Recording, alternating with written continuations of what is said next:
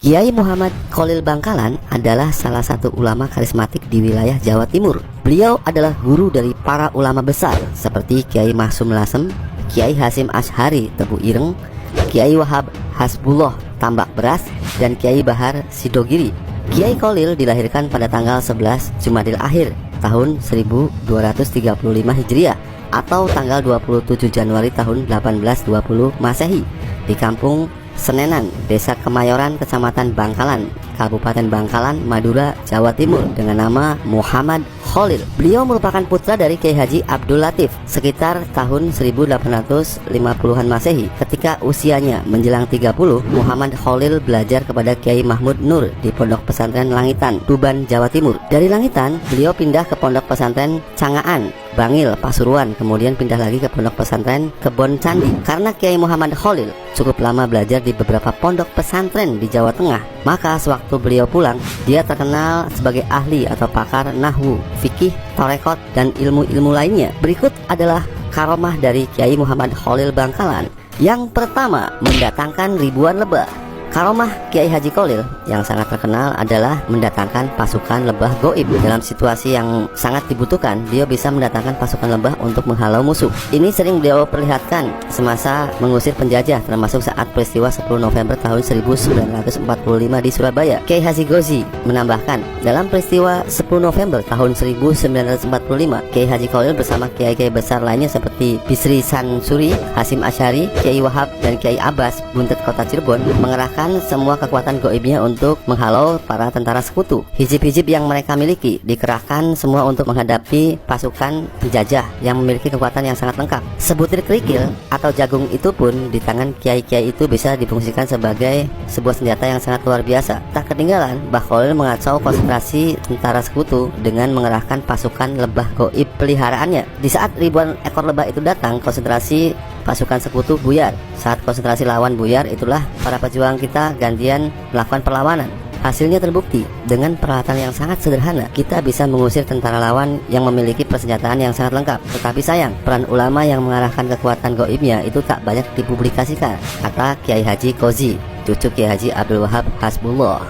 Yang kedua, mencolo putro, mencolo putri. Kesaktian atau karomah dari Kiai Haji Khalil adalah kemampuannya mencolo putro dan mencolo putri.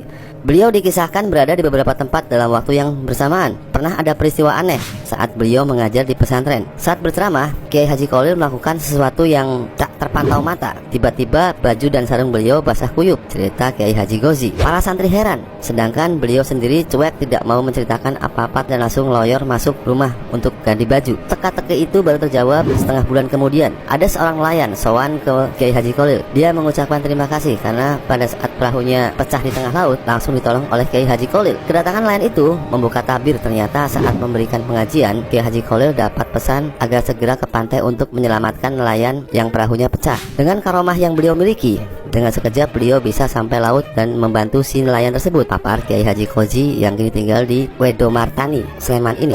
Yang ketiga, menyembuhkan orang lumpuh seketika. Dalam buku yang berjudul Tindak Lambah Romo Yai Syekh Ahmad Jauhari Umar menerangkan bahwa Kiai Haji Khalil Bangkalan termasuk salah satu guru Romo Yai Syekh Ahmad Jauhari Umar yang mempunyai karomah luar biasa. Diceritakan oleh penulis buku tersebut sebagai berikut. Suatu hari ada seorang yang lumpuh, padahal beliau sudah dibawa ke Jakarta, tempatnya di Betawi, namun belum juga sembuh. Lalu beliau mendengar bahwa di Madura ada orang sakti yang bisa menyembuhkan penyakit. Kemudian pergilah beliau ke Madura untuk mencari Kiai Haji Khalil untuk berobat. Beliau dibawa dengan menggunakan tandu oleh 4 orang. Tak ketinggalan pula, anak dan istrinya pun ikut mengantar. Di tengah perjalanan, beliau bertemu dengan orang Madura yang dibopong karena sakit atau kakinya kerobohan pohon. Lalu mereka sepakat pergi bersama-sama berobat ke Kiai Haji Khalil. Orang Madura berjalan di depan sebagai petunjuk jalan. Kira-kira kurang lebih 20 meter dari rumah Kiai Haji Khalil, muncullah Kiai Haji Khalil dalam rumahnya dan membawa pedang seraya berkata, "Mana orang itu? Biar saya ayun sekalian." Melihat hal tersebut, kedua orang sakit tersebut ketakutan dan langsung lari tanpa beliau sadari sedang sakit. Karena Kiai Haji Khalil terus mencari dan membentak-bentak mereka. Akhirnya tanpa disadari mereka sembuh. Setelah Kiai Haji Khalil wafat, kedua orang tersebut sering ziarah ke makam beliau. Yang keempat, kisah ketinggalan kapal laut. Kejadian ini terjadi pada musim haji. Kapal laut pada waktu itu adalah satu-satunya angkutan menuju Mekah. Semua penumpang calon haji naik ke kapal dan bersiap-siap. Tiba-tiba seorang wanita berbicara kepada suaminya, "Pak, tolong saya belikan anggur, saya ingin sekali," ucap istrinya kepada suaminya dengan memelas. "Baiklah, jika begitu, mumpung kapal belum berangkat, saya akan turun mencari anggur," jawab suaminya sambil bergegas pergi keluar kapal. Suaminya mencari anggur di sekitar ajungan kapal. Nampaknya tidak ditemui buah anggur satupun. Akhirnya dia mencoba masuk ke pasar untuk memenuhi keinginan istri tersebut. Dia mencari penjual buah anggur, dan meski agak lama, atau akhirnya anggur itu bisa didapatkan juga. Betapa gembiranya sang suami mendapatkan buah anggur itu. Dengan agak bergegas, dia segera kembali ke kapal untuk menemui istrinya. Namun betapa terkejutnya setelah sampai anjungan, kapal yang akan ditumpangi semakin lama semakin menjauh. Sedih sekali melihat kenyataan ini. Beliau termenung dan tidak tahu apa yang harus diperbuat. Di saat duduk memikirkan nasibnya, tiba-tiba ada seorang laki-laki datang menghampiri. Dia memberikan nasihat. "Datanglah kamu kepada Kiai Haji Kholil, Bangkalan, utarakan musibah yang menimpamu," ucapnya dengan tenang. Kiai Haji Kholil, pikirnya. Siapa dia? Kenapa harus ke sana? Bisakah dia menolong ketinggalan saya dari kapal? Begitu pertanyaan itu berputar-putar ada di benaknya. Segeralah ke Kiai Haji Kholil, minta tolong kepadanya agar membantu kesulitan yang kamu alami, insya Allah.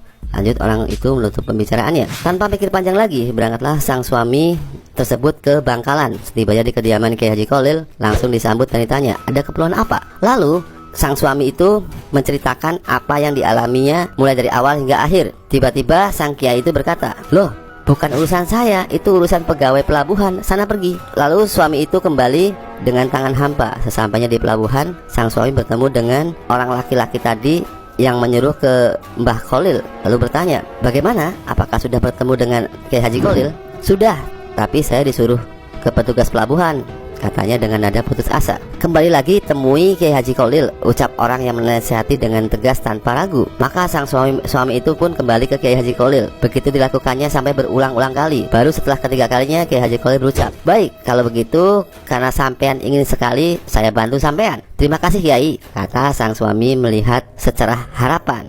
"Tetapi ada syaratnya," kata Kiai Haji Kholil. "Saya akan penuhi semua syaratnya," jawab orang itu dengan sungguh-sungguh dan bertekad bulat. Lalu Kiai Haji Kholil berpesan, "Setelah ini, kejadian apapun yang dialami sampean jangan sampai diceritakan kepada orang lain, kecuali saya sudah wafat. Apakah sampean sanggup?" Seraya menatap dengan serius dan tajam. "Sanggup Kiai," jawabnya spontan. "Kalau begitu, ambil dan pegang anggurmu, pejamkan matamu rapat-rapat," kata Kiai Haji Kholil. Lalu sang suami melaksanakan perintah Kiai Haji Kholil dengan penuh taat dan kepatuhan. Setelah beberapa menit berlalu, dibuka matanya pelan-pelan. Betapa terkejut dirinya. Ternyata sudah berada di atas kapal yang sedang berjalan. Takjub dan heran bercampur jadi satu, seakan tidak mempercayai apa yang dilihatnya. Digosok-gosok matanya, dicubit lengannya. Benar-benar kenyataan, bukan mimpi. Dirinya sedang berada di atas kapal. Segera beliau temui istrinya di salah satu ruang di kapal. "Ini anggurnya, Dek. Saya belikan anggur ini jauh sekali." Dengan senyum penuh arti seakan tidak pernah terjadi apa-apa dan seolah-olah datang dari bawah kapal. Padahal sebenarnya dia baru saja mengalami peristiwa yang dahsyat sekali, yang baru kali ini dia alami dalam hidupnya. Terbayang wajah Kiai Haji Kholil. Dia baru menyadari bahwa beberapa saat yang lalu sebenarnya dia baru saja berhadapan dengan seorang yang memiliki karomah yang sangat luar biasa. Yang kelima, orang Arab dan macan tutul. Suatu hari menjelang sholat maghrib, seperti biasa Kiai Haji Kholil menjadi imam sholat. Beberapa santri menjadi jamaahnya di Kademangan. Bersamaan dengan Kiai Haji Kholil menjadi imam, tiba-tiba kedatangan tamu dari orang Arab. Orang Madura menyebutnya Habib. Seusai melaksanakan sholat, Kiai Haji Kholil menemui tamunya, termasuk orang Arab yang baru datang tersebut. Sebagai orang Arab yang mengetahui kefasihan bahasa Arab, Habib menghampiri Kiai Haji Kholil seraya bertanya, "Kiai, bacaan antum kurang fasih," tegur sang Habib. Setelah berbahasa basi beberapa saat, Habib dipersilahkan mengambil wudhu untuk melaksanakan sholat maghrib. "Tempat berwudhu ada di sebelah masjid itu, silahkan ambil wudhu di sana," ucap Kiai Haji Kholil sambil menunjukkan arah tempat wudhu. Baru saja selesai wudhu, tiba-tiba sang Habib dikejutkan dengan munculnya macan tutul. Habib terkejut dan berteriak dengan bahasa Arabnya yang sangat fasih untuk mengusir macan tutul yang mendekatinya tersebut. Meskipun Habib mengucapkan bahasa Arab yang sangat fasih untuk mengusir macan tutul, namun macan itu tidak juga pergi. Mendengar ribut-ribut di sekitar tempat wudhu, maka Kiai Haji Kholil datang menghampiri. Melihat ada macan, akhirnya Kiai Haji Kholil mengucapkan sepatah dua patah kata yang kurang fasih. Anehnya, Sang macan mendengar kalimat yang dilontarkan oleh Kiai Haji Kholil yang memang nampaknya kurang fasih itu. Macan tutul bergegas menjauh. Dengan kejadian ini, sang Habib paham bahwa sebetulnya Kiai Haji Kholil bermaksud memberi pelajaran kepada dirinya bahwa suatu ungkapan bukan terletak antara fasih dan tidak fasih, melainkan sejauh mana penghayatan makna dan ungkapan itu.